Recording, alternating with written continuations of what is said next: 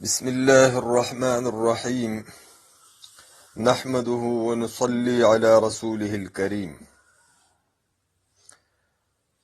پچھلے سبق میں ہم نے را کی تفخیم اور ترقیق کے قواعد بیان کیے تھے۔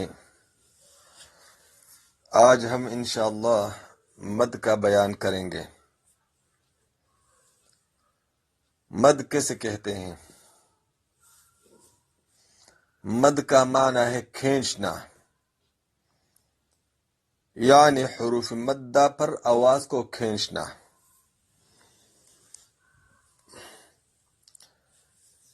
حروف مدہ کتنے ہیں؟ حروف مدہ 3 ہے، واو، الف، یا، جبکہ یہ ساکن ہو اور اس سے پہلے اس کے موافق حرکت ہو، یعنی واو ساکن ہو اور اس سے پہلے والے حرف پر ضمہ ہو،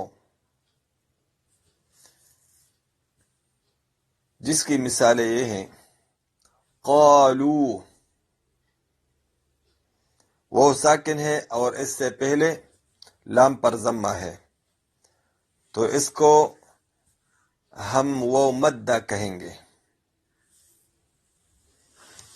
تعلمون، تعلمون میں واو ساکن ہے اور اس سے پہلے میم مضموم ہے، تو یہاں بھی واو مدہ ہے۔ تفلحو، تفلحو میں بھی واو ساکن ہے اور اس سے پہلے حا مضموم ہے، تو یہاں بھی واو مدہ ہے۔ یا مدہ کسے کہتے ہیں؟ یا ساکن ہو اور اس سے پہلے حرف پر کسرہ ہو، تو اس کو ہم یا مدہ کہیں گے، جس کی مثالیں یہ ہیں: عبادی، آپ غور فرما لیں تو عبادی میں یا ساکن ہے اور اس سے پہلے دال مکسور ہے، تو اس کو یا مدہ کہتے ہیں۔ نستعین، نستعین میں آپ غور کر لیں تو یا ساکن ہے اور اس سے پہلے عین مکسور ہے، تو یہاں بھی یا مدہ ہے۔ فیہ، اب فیہ میں یا ساکن ہے اور اس سے پہلے فا مکسور ہے، تو اس کو بھی ہم یا مدہ کہیں گے۔ یہ یا مدہ کی مثالیں ہو گئیں۔ الف، الف سے پہلے حرف پر فتحہ ہو، جیسے صراط، صراط میں آپ غور کر لیں تو الف ہے اور اس سے پہلے را مفتوح ہے، تو اس کو ہم الف مدہ کہیں گے۔ قالا، قالا میں بھی الف مدہ ہے۔ قا میں جو الف ہے یہ بھی مدہ ہے، اور لا میں جو الف ہے یہ بھی مدہ ہے، کیونکہ اس سے پہلے فتحہ ہے۔ تقواہا، تقواہا میں آپ غور کر لے تو الف سے پہلے واو مفتوح ہے، تو اس لیے اس کو ہم الف مدہ کہیں گے، اور یہی صورتحال ہا میں بھی ہے۔ ہا میں بھی جو الف ہے یہ بھی مدہ ہے۔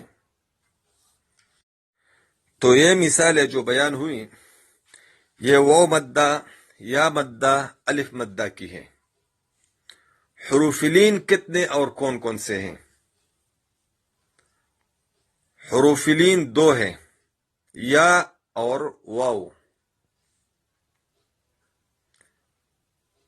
یا اور واو جبکہ یہ دونوں ساکن ہو اور اس سے پہلے حرف پر فتحہ ہو،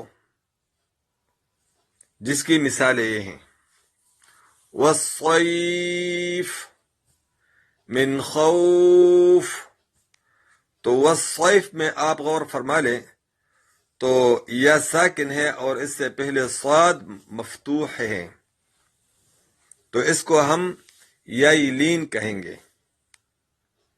من خوف، من خوف میں آپ غور کر لے تو وہ ساکن ہے اور اس سے پہلے خا مفتوح ہے، تو اس کو ہم واولین کہیں گے۔ تو حروف لین دو ہو گئے، یائلین اور واولین۔ اب ہم مد کی اقسام معلوم کریں گے کہ مد کی کتنے قسمیں ہیں۔ تو اجمالی طور پر مد کی دو قسمیں ہیں۔ نمبر 1 مد اصلی، نمبر 2 مد فرعی۔ مد اصلی 1 الف کے برابر ہوتا ہے۔ یہ حروف مدہ کی ذاتی مقدار ہے، الف سے کم ادا کرنے میں حرف کی ذات باقی نہیں رہتی، جس کی مثالیں اب میں بیان کروں گا۔ صراط، صراط میں آپ غور کر لیں تو الف مدہ ہے اور یہ مد کی اصل مقدار ہے، 1 الف۔ 1 الف سے بھی آپ نے کم کیا تو حرف ختم ہو گیا، تو یہ کم سے کم مقدار ہے حرف مدہ کی الف، جس کو ہم قصر کہتے ہیں۔ عبادی، عبادی دونوں میں مد اصلی ہے، عبا میں الف مدہ اور دی میں یا مدہ، تو یہاں بھی اس کو ہم مد اصلی کہیں گے کیونکہ 1 الف کی مقدار ہے قصر۔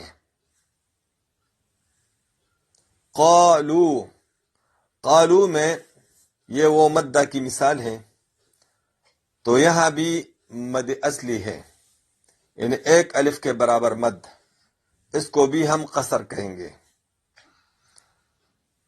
تو یہ کم سے کم حد ہے، اس کو ہم مد اصلی کہتے ہیں۔ مد فرعی کسے کہتے ہیں؟ حروف مدہ کو ان کی ذاتی مقدار سے زیادہ کرنا، یعنی مد اصلی کو آپ نے زیادہ کیا کسی سبب کی وجہ سے، 1 الف سے آپ نے زیادہ کیا، 2 الف کیا، 3 4 5 وغیرہ، تو اس کو پھر ہم مد فرعی کہیں گے، جس کی مثالیں یہ ہیں۔ والسماء،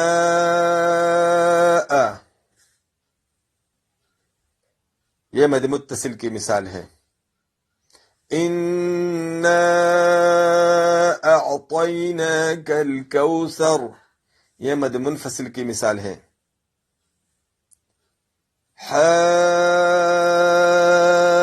حاجک، یہ مد لازم کی مثال ہے۔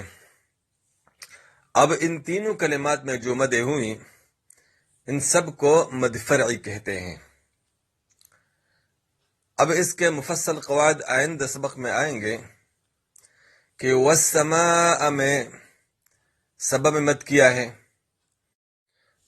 اور انا اعطیناک الکوثر میں مد کا سبب کیا ہے، اور اسی طرح حاجک میں سبب مد کیا ہے۔